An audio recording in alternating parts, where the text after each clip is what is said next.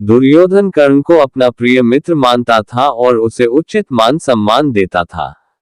उसकी इसी बात की वजह से कर्ण दुर्योधन को कभी भी अधर्म करने से रोक नहीं सका और उसका साथ देता रहा। महाभारत में दुर्योधन की गलतियों की वजह से उसका पूरा कुल नष्ट हो गया।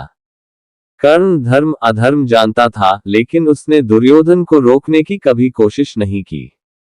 कर्ण दुर्योधन के आश्रय में रहता था।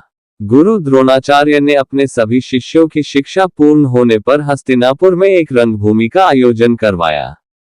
इस रंगभूमि में भाग लेने कौरवों और पांडवों के अलावा दूर दूर के राज्यों से भी राजकुमार आए थे। रंगभूमि में अर्जुन विशेष धनुर्विद्या युक्त शिष्य प्रमाणित हुआ। जब कर्ण ने आकर अपने हुनर दिखाए तो अर्जुन ने तत्काल हस्तक्षेप किया और कहा, यह आदमी क्षत्रिय नहीं है। कौन हो तुम? इस प्रतियोगिता में घुसने की तुम्हारी हिम्मत कैसे हुई?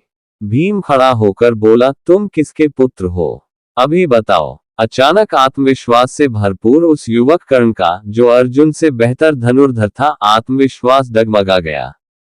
जब उन्होंने पूछा, तुम्हारे पिता कौन है? तो वह बोला, मेरे पिता अधीरथ हैं। फिर वे लोग बोले, अरे तुम तो सूत पुत्र हो और तुम इस मैदान में दाखिल हो गए। जाओ यहां से, ये क्षत्रियों के लिए है। तभी कर्ण रंगभूमि में आया और अर्जुन द्वारा किए गए कर्तव्यों को पार करके उसे द्वंद्व युद्ध के लिए ललकारा। लेकिन गुरु द्रोणाचार्य ने इस मुकाबले के लिए मना कर दिया, क्योंकि कर्ण कोई राजकुमार नहीं था और यह रंगभूमि की प्रतियोगिता राजकुमारों के बीच थी। क्योंकि द्वंद्व युद्ध के नियमों के अनुसार केवल एक राजकुमार ही अर्जुन को, जो हस्तिनापुर का राजकुमार था, द्वंद्व युद्ध के लिए ललकार सकता था।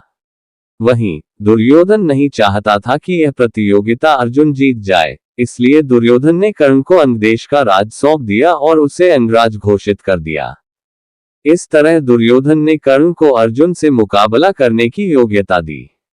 जब कर्ण ने दुर्योधन से पूछा कि तुम इस राज्य के बदले में मुझसे क्या चाहते हो, तब दुर्योधन ने कहा कि मैं केवल ये चाहता हूं कि तुम हमेशा के लिए मेरे मित्र बन जाओ।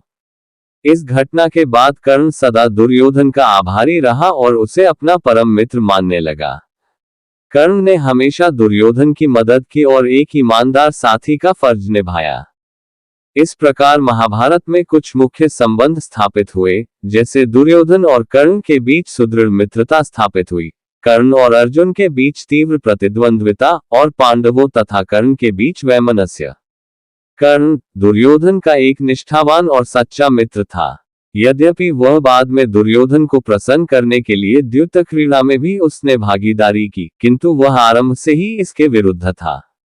कर्ण बहुत वीर था, इसलिए वह दुर्योधन को योद्धा की तरह लड़ने की शिक्षा देता था।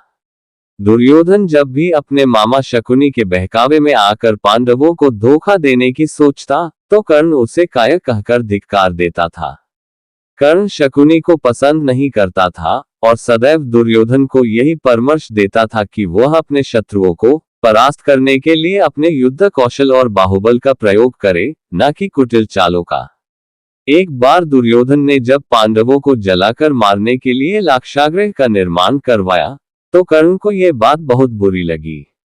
तब कर्ण ने कहा, दुर्योधन, तुम्हें युद्ध के मैदान में अपनी वीरता का प्रदर्शन करना चाहिए, न कि छल कपट करके अपनी कायरता का प्रदर्शन करना चाहिए।